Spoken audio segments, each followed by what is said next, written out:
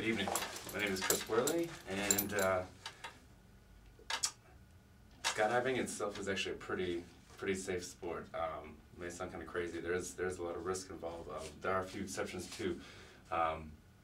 If you're one of the people that like to do the wingsuiting or like the swooping, which happens to be like a blanket-sized parachute over your head, so you can go faster, and you spiral towards the ground and you try and level out and get as much distance about a foot off the ground as you can, which happens to be probably like where 70% of the accidents in skydiving come from, and injuries and deaths.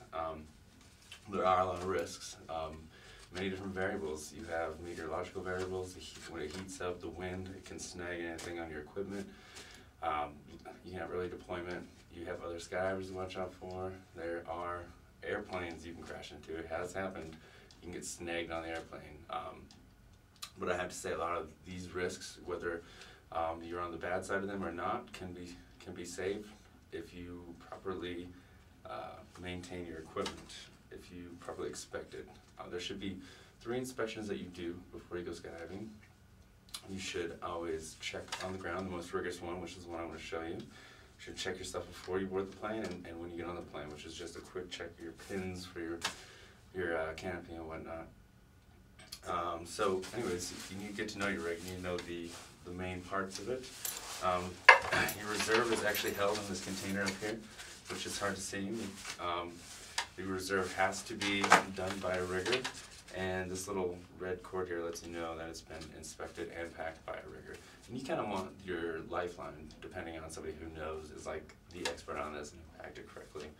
And then you have your main canopy down here at the bottom. This one can be packed by any license holder, and anything like that. Down here is your pilot chute, which is what deploys your main. When you toss your pilot chute out, it comes up and it pulls. It's connected to a bridle, which is connected to a bag holding your parachute, and comes up. Another important safety device is this AAD, which stands for the automatic activation device. And this puppy right here will deploy your reserve canopy at 1,000 feet if you are at a certain fall rate.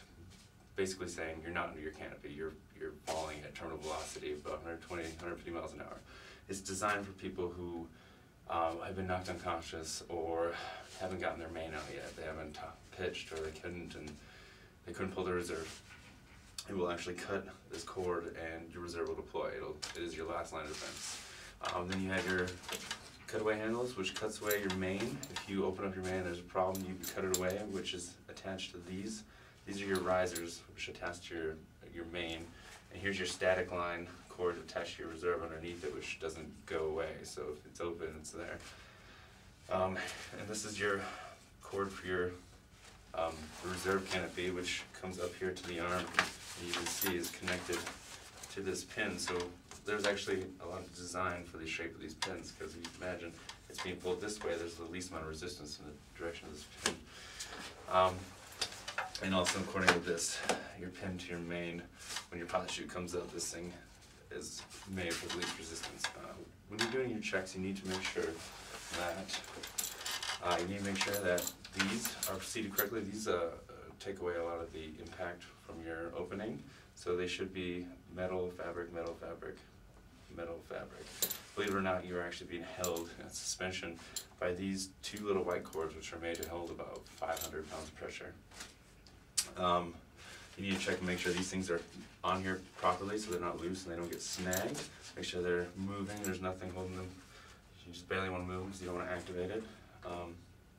Make sure your AAD is turned on and calibrated. It calibrates itself at 0, so you want to make sure to do it on the ground. You can't do it in the plane. It'll open, it'll calibrate. This is 0, and then it'll measure you as you go up, and it knows where that 1,000 feet is. So you don't want to do it halfway in between. You want to make sure there's no tear or fray on your chest strap. Wear or tear. You want to make sure there's 3 points of contact on this little circle loop. 1 to your harness and container, and 2 to your harness, 1 to the chest strap, 1 to the leg straps on both of them. Make sure there's no more than 20% wear and tear. And then you want to make sure your risers are not twisted, they're straight, they're just like this. And you want to make sure these tuck tabs on it really good so there's no way of it getting snagged. And also, Like I said earlier, make sure that your pin, there's no fraying or wear and tear on this little closing loop that goes around this pin. And also same thing with this one, this closing loop, you want to make sure there's no more than 20% wear and tear. You don't want this thing busting on you in the middle of your flight, that wouldn't be good. As bag comes out, it can cause many issues with your pilot chute locking up and you forcing you to have to go right to your reserve. I guess the last and most important thing is make sure your pilot chute is movable. You want to be able to get this thing out. You don't want it to bundle up in here. You want to make sure it's packed right. So when you pull it, you want to make sure it's out and it gets far enough out so it's not getting caught in that dead air behind you. Also, you want to make sure that this cord right here is blue. It means this is cocked. If this thing is not cocked, it's not going to catch air. It's just going to go immediately to this position and not catch anything. You want to make sure your bridle, which is connecting to your D-bag, is tucked completely under here so that when you pop this, that it doesn't just prematurely deploy while you're in air or it doesn't catch anything on the plane. That's pretty much the basics for looking and inspecting your rig. There are a lot of risks, but I mean, the longer you stay in the sport, something is going to happen. That's how you react to it properly, and you don't want the failure of your reaction to be because you didn't inspect your equipment or because something wasn't turned on. If everything is dependable and safe here in your rig, you should have no problems correcting a malfunction or any dangerous situation you're in. Any questions?